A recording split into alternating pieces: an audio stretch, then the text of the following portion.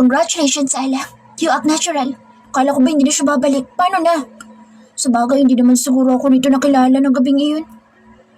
Parot pa rito ang ginawa niya at nang hindi makontento ay nag-shower ulit siya at bumaba. Kakain siya. Nasa sala pa din ang mga ito. Baby Ella, halika dito. Ang tagal mo na din ay hindi namin nakakabonding.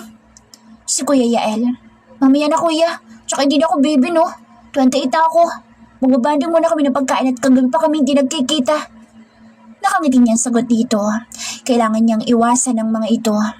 Naghahain siya ng makakain niya at muli na namang nakita niya ang buttered shrimp na paborito niya na nasa ref. Ngayon lang ulit sila mommy nagluto ng ganito. Madalas kasi umuorder lang sila. Ininit niya lang ang mga pagkain. 2:00 na kasi ng hapon kaya siya na lang ang hindi kumakain. Kumuha siya ng kanin at umupo na. Magana siyang kumain nang umupo sa tapat niya si Kuya Lyndon hanggang sa silang lahat na ikinasabid niya naman. Ikaw ba naman ang titigan ng mga ito? Good luck. Sa laking tao ng mga ito ay nakaka-intimidate na talaga. Agad naman siyang inabutan ng tubig ni Kuya Wesley matapos siyang liritin ng ubo. Ano, hindi pa kayo kumakain? May kanin pa doon. Sabi niya sa mga ito na pawang nakatanghod sa kanya. Tila mga baliw pa na nakamasid lang sa kanya. Wala lang, masama bang tingnan ka? Kumain na kami kanina pa. Kanina pa naman kasi yan niluto ni parang Rafael. Ani Kuya Lyndon. Pinandilatan niya ang mga ito. Oo, masama, lalo't kumakain ako. Ano ba yan? Doon na kasi kayo, makikitsika ako sa inyo mamaya. Storbo kayo sa pagkain ko. Reklamo niya at mula sa kabilang mata niya ay nakita niya ang pag-upo sa tabi niya ni Rafael. What's wrong with the world, man? Why they act weird? Anyway, happy birthday, Kuya. Wala nga lang ako regalo sa'yo. Sabi niya na ngumisi. Just be happy at huwag ka na layas. That's the perfect gift. Makahulugan itong sabi bago umalis. Hey, baby Ella, sino nagatid sa'yo? Tanong ni Kuya Rex. Kaibigan ko, si Mikasi. Sagot niya. Kaibigan? Tanong naman ni Kuya Jai. Oo, kaibigan nga. Sagot niya. Kaibigan lang? Tanong naman ni Gio. Oo nga. Sagot niya. Mukhang duda ang mga ito. Nagpatuloy siyang kumain nang umalis sila except kay Rafael. Lumunok muna siya bago lumingon at bumaling dito na pinagsisihan niya lang dahil she sees something else in his eyes na tila ba sinasabi na may alam itong lihim niya. Ella, stop right there. Wala siyang alam. Kumain ka lang dyan. Hoy, doon ka muna kasi sa sala. Hindi ko malunok ang pagkain ko pag may tumitingin sa pagkain ko. Sita niya dito. Tumawa naman ito. Okay. Anyway, you look even prettier, baby. And we have a lot of things to catch up. Sabi nito bago tumalikod. Ganoon na lang ang kabog ng dibdib niya. Anong ika-catch up namin? Mabulong niyang tanong sa isip. Bigla ang pagbundol ng kaba niya. Patay ka, Ella. Malamang, ika-catch up niyo yung ginawa mo last 4 years ago. May review kayo mamaya kung paano ka umungol ng gabing iyon. Tumayo na siya. Masarap ang pagkakaluto. Malamang isa sa mga kaibigan ni Kuya nagluto kasi iba ang lasa. Masarap at naalala niya ang sinabi ng kuya niya. Ang kanyang my loves ang nagluto nito. Pinunasan niya ang lamesa nang matapos siyang kumain. Kung pwede lang napabagali ng oras para makaiwas siya. Yung sana sa paglabas niya ay wala na mga ito sa sala. Pati ang placemat ay dinala niya, pati na ang pinagkainan sa lababo. At nag-umpisa na siyang maghugas ng pinggan nang manigas siya na may mga brasong pumulupod sa kanyang bewang. Amoy pa lang alam na niya. Anong ginagawa mo? Tanong niya. I just want to hug you. I miss you a lot. Sagot ni Rafael. Makita ka ni Kuya. Nautal niyang saway dito. Ngunit mas sinigpitan naman ito ang pagyapos sa kanya. May kasama pang halik sa gilid ng kanyang labi. Later. Sabi nito. Saka siya iniwang nakaawang ang labi at tila kinakapos ng hininga. Paulit-ulit na umaalingaw sa tenga niya ang sinabi nito. Naluloka na siya talaga. Parang iba ang meaning kasi ng sinabi nito. Kaya naman kinurot niya ang mga braso. Baka sakaling isa itong panaginip pero nasaktan lang siya. Nang matapos siya maghugas ay umakyat siya ulit. Wala nang tao sa sala. Nakita niya ang mga ito sa may balcony sa second floor ng bahay nila. Hinanap ng mata niya si Rafael. Naganap siya hanggang sa dulo. Yes, sweetheart. Oh, always a call away. Si Rafael na halata ang pagmamahal sa buka na nakangiti na animoy nakaharap at nakikita ng kausap nito. Nagdulot naman ng kirot sa puso niyang sinabi nito, "Yan kasi, umasa ka na naman sa pa-catch things up ng lolo mo. Kinkaga mo naman po kasi, Ella.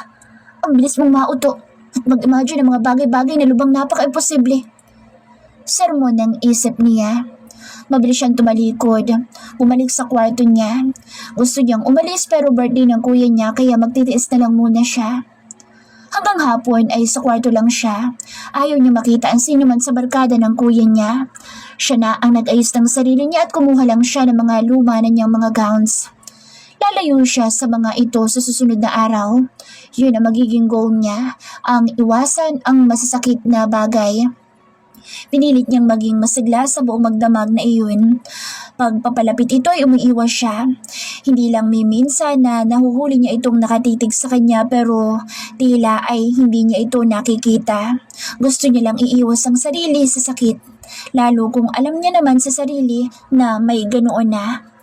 Hanggang na magsialisa na ang mga bisita ay pasimple na siyang umalis. Sa condo unit niya siya nagtuloy. And life must go on, ika nga nila. She just go to her usual everyday routine without asking how the things in their home. Tumatawag pa naman siya from time to time, knowing her mother and even her besties ay out of coverage.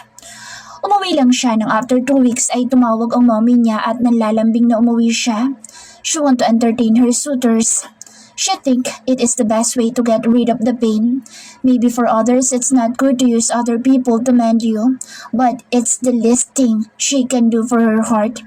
She don't want to act like what Rich did to her brother. She saw how painful it is. Hindi na nagtagpo pang muli ang landas nila at lubos na ipinagpapasalamat niya iyon. Kahit minsan ay kating-kati siyang itanong sa ina kung naligaw ba ito ulit sa bahay nila, kung hinanap ba siya o kung babalik na naman ito sa Canada. Wish niya lang na bumalik na lang ito sa pinanggalingan nito kung masasaktan na naman siyang muli. Sa mga nakalipas ay hirap siyang tanggapin ang kawalan ng closure sa kanyang isip na kung sana kahit kinausap man lang siya nito bago ito umalis, hindi yung may pa-note-note pang nalalaman. Naku Miko, nakakainis ka talaga. Isang peking tawa ang pinakawalan niya, sabay malakas na sinipa ito sa binti na ikinaigik nito. Gigil na gigil siya. Paano ba naman? Heto siya, gumagawa ng pabor sa torpe niyang kaibigan. Pinagseselos nilang isang waitress na gusto nito. Napakadami kasing arte samantalang hindi naman halata. Will you please act sweet, Baby Ella? Para naman masanay ka para pag umuwi sa Villanueva ay alam mo na kung paano. Nang aasar na tumawa pa ang gago na kaibigan niya. Hindi masyadong natamaan ang sipa niya. Ba't kasi hindi paligawan eh? Sa dami ng pera mo, magugustuhan ka na din yan. Naiinis na talaga siya. It's the 3rd time pero siya ang naiinggit. Itong kumag na ito, last date na sila ngayon kasi magbubunga na. Siya, bokyang-bokya. May sweetheart na lolo niya. Mukhang papakasalan na nito ang pinapalaki nito. Pinaasa siya. Ay, mali pala. Pinaasa niya ang sarili niya. Sa mga nakalipas na mga taon na ito pa rin ang laman ng kanyang puso at walang ibang naging puwang para sa iba. Kahit pa nga sinubukan naman niya na makipag-date sa iba, ganoon ang naging ending. Ang naging ending pa rin isang beses na date at tila na turn off na agad ang lalaki sa kanya. Tapos nagugulat na lang siya, hindi na siya pinapansin ng mga sumunod na araw. Kaya nagdududa na siya sa sarili niya. Pangit ba siya? Para walang magkagusto sa kanya? Di naman siya masungit pero gayon pa man ay binabaliwala na lang niya. Lalo na ngayong nagbalik na ang lolo niya, tsak lalong lalabo ang forever niya. Mamaya, Baby Ella, at aksyon agad. Pagod na ako maghintay pa kung hindi madaan sa maayos na usapan.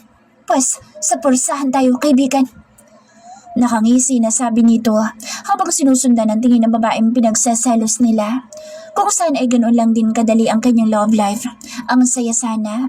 Pag-ihi na lang ang nagpapakilig sa kanya eh. Ang hirap maging babae. Maghihintay ka lang kung kailan mag-move ang lalaki. Di, ikaw na may love life. Ako nang wala. Reklamo niya na nagtataka na din siya. Ba't ganun ang iba? Kahit pangit, kaliwat kanan ang manliligaw, siya? Zero balance, maganda naman siya. Napabuntong hininga siya. Kung sana kasi na iba naman ang sitwasyon nila. Yung hindi na lang niya minahal ang lalaki. Sana mas madali na sa kanyang iwasan at ibaling sa iba ang kanyang nararamdaman. Nahihirapan na ang puso niya na maisip pa lang na maaaring kasama na nito ang pinapalaki nito. At tsak na gaya na sinabi nito, only labing-labing ang mga ito. Hoy, malas yan. Nasarap ka ng grasya. Sita nito na tinapik pa siya sa ilong. Nainis na kasi ako. Natatakot na ako. Gusto ko naman na maranasan na magkaasawa. Himutok niya. Boyfriend nga, hirap ka na. Asawa pa kaya? Advance lang mag-isip. Pambabara nito. Kabat wala kang utang na loob. Gusto mo tawagin ko sa Teya? Banta niya dito. Kung talaga hindi ka na ma-joke. Chill lang tayo, amiga. Tatandang dalaga kapag ganyan ka. Panguto nito. Agad niya naman itong binatukan. Kung titingnan silang dalawa, tila magkasintahan silang naghaharutan. Nang biglang may humablot sa kanya at ganoon na lang ang panlalaki ng mga mata niya na makita niya kung sino. None other than Rafael Villanueva. Hi, I'm Rafael Villanueva. And she's mine. Pakilala nito kay Miko bago humarap sa kanya. You are mine. Since the time you gave your precious V-card, sweetie. He said in front of her date. At ang kadate niya tila ba shock na shock. Tiim ang bagang nito at tila papatay ng tao anytime. Hindi niya man lang napansin ang paglapit nito. Anong pinagsasabi mo? Masalti ka ba? Singhan niya dito. Penthouse, Golden High Hotel, 8 p.m. Hihintayin kita. I'll show you my proof. Sabi nito sabay halik sa labi niya na ikinigilalas niya bago ito tumalilis ng paalis. No, it can't be. Paano nito nalaman na siya yun? Tom Ella, he's a billionaire and possessive, huh? How did you meet? Anime ko. Alam ko, barkada yan ang kuya ko. Sabi niya na umirap. At binigyan na sa inyo? Tanong nito. Hindi ka naman chismoso, no? Hindi masyadong halata. Hindi mo ba alam na it's improper to ask a lady that way? He is just playing around. Balo wala niyang sagot pero nanginginig pa din siya. Okay, you seem to know each other well. Sabi nito. Chismoso. Sino yung kausap niya, oh? Puso niya sa babaeng kinalolokohan nito. Kita niya ang pagtiim ng bagang ni Miko. Ay, sinakikita niya mukhang madugong labanan ang sasagupain ng kaibigan. Uni na ako. Enjoy! Pangaasar niya pa bago nagmamadaling umalis. Bago pa man ito makapag-react ay nakatayo na siya. Habang pauwi ay paulit-ulit na nagre-replay sa utak niya ang nangyari kanina. How did he found out? That's the $1 million question. Napasabunot siya sa buhok sa frustration. He's supposed to forget it. It's been 4 years. Himutok niya. Wala siyang mukhang maihaharap sa lalaki kaya pagtataguan na naman niya ito. Nang umuwi ay binaliwala niya na lang. Bahala siya sa buhay niya. Matuling lumipas ang mga araw at magaling siyang lumusod sa mga pagkakataon na magkukrus ang landas nila ng lalaki. Kahit siguro ipako siya sa krus ay hindi niya aaminin ang nagawa niya 4 years ago. Yes, she admit na magpahanggang sa ngayon ay inaasam pa din niyang maulit ang mga sandaling nasa mga bisig siya ng lalaki. Pero syempre mas madali ang umiwas na lang kaysa harapin ang lalaki. Ella, just tell me where's Rich? Kulit ng kuya niya. It's already countless times na tanong ng kuya niya sa kanya.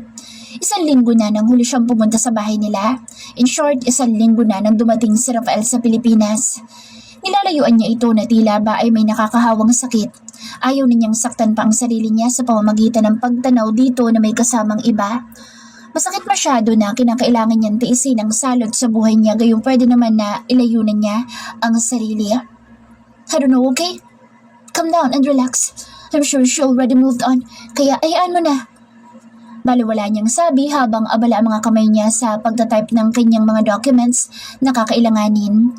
Double check na lang sana ang gagawin niya ngunit dahil sa nakalimutan niya iyon sa office niya, kaya muli niya iyong ginawa. No way, she can't.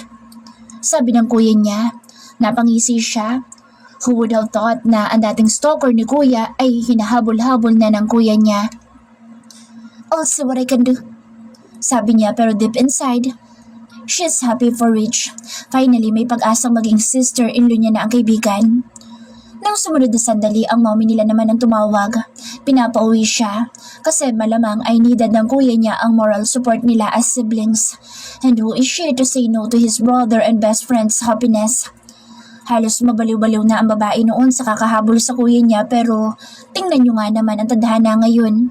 Ang dating nilalayuan at iniiwasan ay hinahabol-habol na nito ngayon. Di lang iyon na nangyayari sa ngayon dahil tila malalim ang hugot ng kuya niya na lalong naiinis sa pambabaliwala ng kaibigan niya. And now here she is. Nagkakanda kumahog siyang makauwi sa bahay nila. Sa may bungad pa lang siya ng bahay nila ngunit parang gusto niya nang kumaripas tala ng takbo paalis ulit nang makita ang mga matang pilit na sumasakop sa buo niyang pagkatao. Pranteng nakaupo ito sa tabi ng kanyang kuya Yael na ngayon ay nanunuksong nakatangin sa gawin niya. Hi guys, sabi niya na nagmano sa mommy niya at daddy.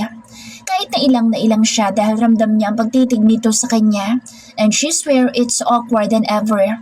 Ingat na ingat siyang wag magawi sa lalaki ang tingin. Maya-maya ay muli siyang sumulyap sa lalaki. Nakita niyang nakatikwas ang sulok ng labi nito na waring nagsasabi na, Hey, I know your secret and you can't avoid it forever. Oh, Diyos ng kadiyos-diyosan. Naway makalimutan na niya kung ano man ang nalalaman niya at sana'y mag-move on na din siya. Lihim niyang dasal at nakapikit pa siya. Bakit ikaw nakamove on ka na? Tuya ng kanyang kontrabidang isipan. Hey Ella, are you okay? Ang kanyang kuya Wesley na niyuyugyug pa siya. Napa-obvious pala kasi ang pagdadasal niya na sana naman maging effective para hindi na siya maiilang sa tuwing makikita ito. Yes, I'm just tired. Sagot niya na nginitian niya pa para convincing, para kasing manginginig na siya sa susunod na mapagsolo sila. Baka manginig sa sarap. Tired of hiding from me, I guess. Bulong ni Rafael. Hindi niya man lang naramdaman ang paglapit nito sa sobrang pagka-preoccupied niya. Nakaupo na ito sa tabi niya. Why should I hide? Usal niya. Yeah, why? Are you avoiding me, sweetheart? Or avoiding the confrontation?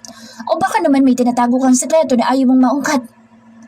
Mahina usapan nila pero geez, other boys is here and she is sure that they are wondering why they are whispering.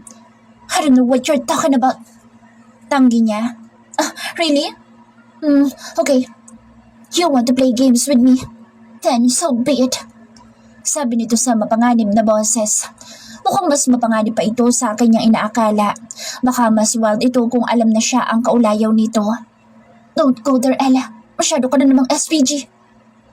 Nakakairita. Pwede bang manahimik ka dyan? Baka marinig ka nila. Singhal niya. Humalakak naman ang buwisit na lalaki. Sising-sisi siya sa nagawa. Kung sana hindi siya nangahas na gapangin ito noon, di sana hindi siya magkakaroon ng ganitong problema ngayon. Alam niyang malaki ang pagbabago magaganap sa mga susunod na araw ng buhay niya.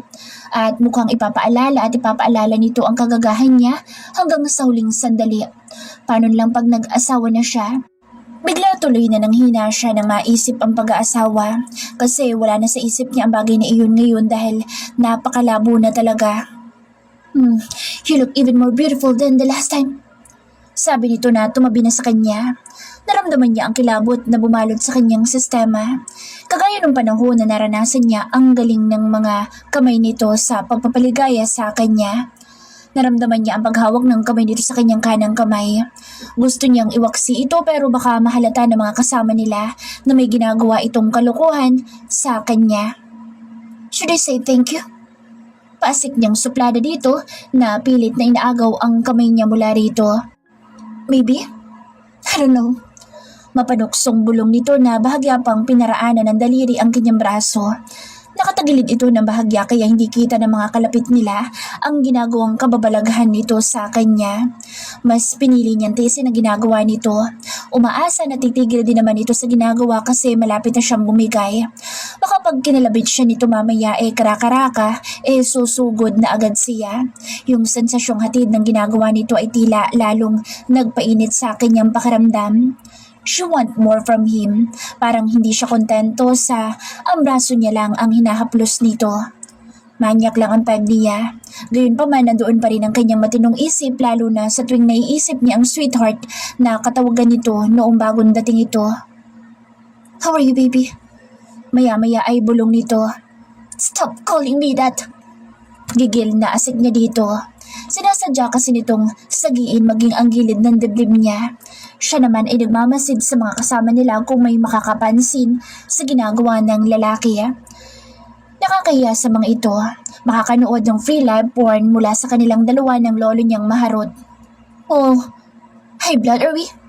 Pangaasar pa nito na bahagya pang ikiniskis ang mga hita sa hita niya. Rafael! Mahinang saway niya dito. Huwag naman sanang lumala ang panlalandi nito.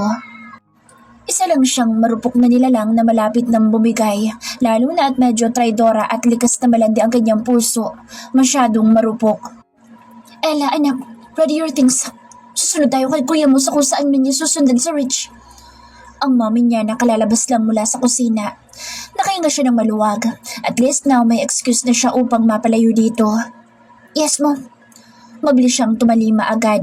Agad siyang tumayo at naglakad papaakyat sa silid niya para makaiwas sa asungot na lalaking iniiwasan. Nang makaakyat ay napasapo siya sa kanyang dibdib na tila ba ay hapong-hapo.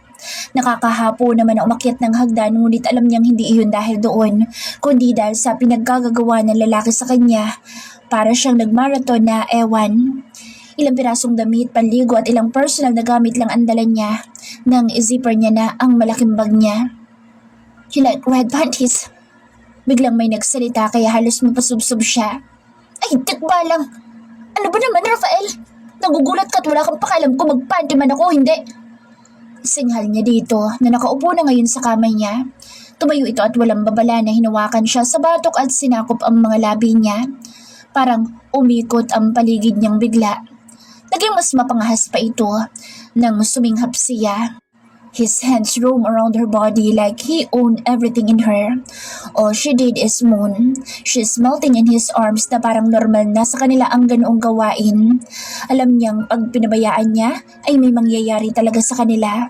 Ngunit tila ba ay nasa ilalim siya ng mahika nito na wala siyang lakas upang pigilan ito sa kapangahasan sa kanya. Nahinto lang ang mahika sa pagitan nila nang tumunog ang cellphone niya. Kaya naman ay dali-dali niyang inabot ang cellphone niya sa side table.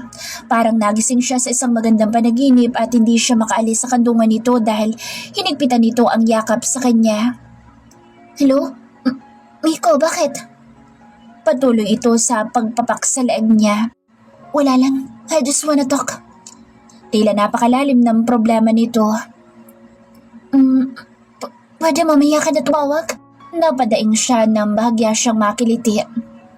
Hey, what happened? Dinig niya ang pag-aalala sa boses nito. Nang tingnan niya ang walang hiyang lalaki ay ganoon na lang ang pagngisi at muling ginawa ang ginagawa nito. Wala. Ano kasi? Yung braso ko. Tama yung braso ko. Natusok ng hanger. Napangiwi siya sa naging alibay niya. Kailan pa naging matulis ang hanger? Ngot, ingat din kasi. Yan tayo hanger na lang matutusok ka pa. Natawa pa ito. Bye. Sabay patay niya sa cellphone niya. Isang hampas ang ginawa niya kay Rafael. Ew! Singhal niya na lumayo dito. Mabuti't pumayag itong pakawalan siya. Ikinipot niya ang mga hita niya. What? Wala naman akong ginagawa. Katwiran nito na naglalaro sa labi nito ang pilyong ngisi. Wala ba yun? Ew! Basta! Singhal niya. What? Huwag kang ganyan. Labas na doon. Baka naisipin nila mami. Pagtataboy niya dito, baka maisipan ng mami niya na silipin siya ay makita pa ng mga ito ang nangyayaring kababalaghan. Hinila na niya ang kamay nito ngunit hinila siya nitong pahiga sa ibabaw nito. Siniil nito ang labi niya at tila nalulunod siya. Bago bumitaw ay gigil na pinisil nito ang pangupo niya. Napaungol siya, mabuti at sarado ang silid niya, bukod sa soundproof naman. Bye baby, faster, baka hindi ako makapagpigil. You are already grown up. Break up with that boyfriend of yours and be mine. I'll wait downstairs. Sabay kindat. Wala siyang kibo, sakay siya sa sasakyan ng walang hiyang lalaking ito. Paano nangyari iyon? Ang kuya niya lang naman na nag-decide. She can drive faster. Takot siyang mag-overtake at ma-overtaken. So meaning sa layo ng Batangas ay abutin siya ng 2 araw sa biyahe pag siya ang magdadrive. Madalas siyang pagtawanan ng mga kakilala kaya madalas sa commute siya umaasa. Kaya kahit kailan ay hindi siya nangarap na bumili ng kanyang sariling sasakyan. Kotse ng daddy niya ang kanyang madalas gamitin kung needed talaga niyang umalis tapos wala siyang sasakyan. Muli ay naalala niya ang nangyari kanina. Nang makalabas sa silid niya kanina ang lalaking haliparot ay pilit niya itong iniwasan. Mahirap nang maulit ang mainit na tagpo kanina sa silid niya. Mukha pa namang sinapian ng manyakis ang lolo niyo. Ipokrita siya kung sasabihin niyang ayaw niya sa kinuha nito sa katawan niya. Parang lalo lang nitong ginatungan ng init sa pagitan nilang dalawa. Nang bumaba siya ay sa tabi ni Damon siya umupo sa halip na sa tabi ni Yael. Bibi Ella, hi. Baka mapatay ako ng iba. Medyo usog ka ng konti. Sabi ni Damon. Sino naman papatay sa'yo? Taka niyang tanong dito. Yung manok namin. Baka sakalin yan. Si Yumi, yung single mom na kinababaliwan ni Damon. Si Dom na may hawak na cookies sa magkabilang kamay. Mukhang nagluto na naman si Manong ng cookies at lahat sila ay may mga binalot na cookies sa kamay. Nang tingnan niya ang pinggan sa may gitna ay may isang piraso pa. Hati tayo. Reklamo ni Jai. Nag-unahan kasi ito at si Yael sa pagkuha ng cookies.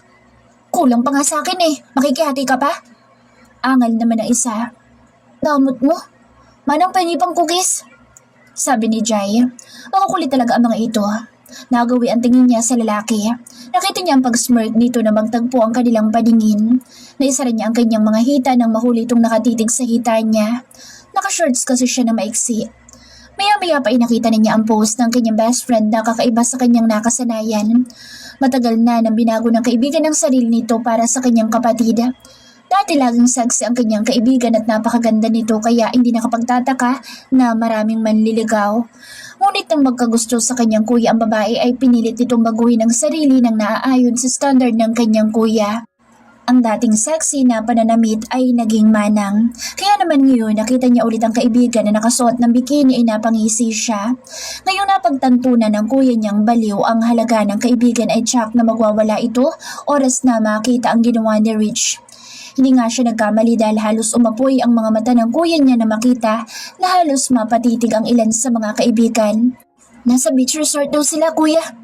Sabi niya dito. Nang sabihin niya sa kanyang kapatid ang kinaroroonan ng kanyang best friend na si Rich ay agad na nagpulasan ng mga tao sa bahay nila. Kanya-kanyang dala ng mga bagahe ang mga ito. Balak niyang makisabay sa kuya niya o kaya naman ay sa mommy at daddy niya. Nang makita niyang tumayo na ang haliparot na lalaki ay nakahinga siya ng maluwag. At least malalayo na siya sa lalaki. Nagulat pa siya nang habulutin mula sa kanya ang kanyang maliit na luggage bag. Pagtingin niya sa nilalang na humablod ay nanlaki ang mga mata niya.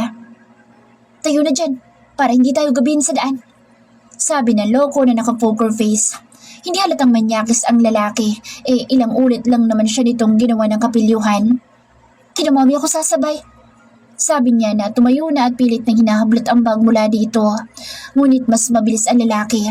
Inilayo nito ang bag at itinaas. Anak, hindi tayo kakasya sa sasakyan. Magkasabay ka na sa iba. Si Lander kasi ang sasabay sa amin dahil nandoon na ang bag niya. Sabi ni Daddy na agad na tumalikod. Pwede siyang makisakay sa iba, wag lang sa lalaki dahil mahirap nang may gawin na naman itong kalokohan sa daan. Nang maiwan siya ay pilit niya pa rin inaagaw dito ang bag. Dali-dali siyang napasunod sa kapatid niya nang makita ito nagmamadali na lumabas na dala ang susi ng kotse nito. Kuya, pasabay! Akin na nga yan! Sabi niya na pilit na inaagaw ang bag mula dito. Wala nang ibang mga kasama nila. Tanging ang kapatid at ang lalaking walang hiya na lang naiwan. Pre, pakasabay na lang sa ala. Bibilisan ko kasi ang pagmamaneho. Baka nervousin yan pag sa akin makikisabay. Ikaw na bahala. Sabi ng kapatid niya bago lumayas na nga. Let's go, baby. Sabi nito na hinawakan siya sa kamay. Nagdulot iyon ng bulta-bultahan kuryente sa kanya lalo na nang laruin nito ang kanyang palad na tila tinutusok nito ng middle finger ang kanyang palad. Bitawan mo ang kamay ko. Asik niya dito. Oras na tumakas ka ngayon, itatali na kita sa kama ko at isang buwan kitang paliligayahin. Sabi ng lalaki. Napalunok siya dahil doon. Bakas ang kaseryosohan sa mukha nito nang sabihin iyon. Hindi na siya magtataka kung gagawin nga iyon ng lalaki. Kahit nga sa harap ng mga kasama nila ay gumagawa ito ng kababalaghan sa kanya. Irap niya dito na napilitang pumasok na sa sasakyan nito. Good luck na lang sa kanya. Mahaba-habang biyahe pa naman ang papuntang Batangas. Nanginginig ang mga kamay niya sa pagkabit ng seatbelt kaya naman ay hindi niya maayos-ayos ang pagkakabit ng lock. Dumukwang ito at isang mapusok na halik ang iginawad sa labi niya. Rafael, mabiyahe pa tayo. Saway niya dito nang mapuna ang pagtitig nito sa hita niyang naka-expose lalo at maiksi ang shorts niya. Ayoko na makita ka magsusuot ng ganyan ulit. Sita nito sa kanya. Wala kang pakalam kung magpanty man akong aalis. Kahit mag-see-through pa ako, I can wear whatever I want to wear. Sabi niya dito. Meron, baby. Madiing sabi nito na dinukwang ang labi niya. Nagulat pa siya sa ginawa nito.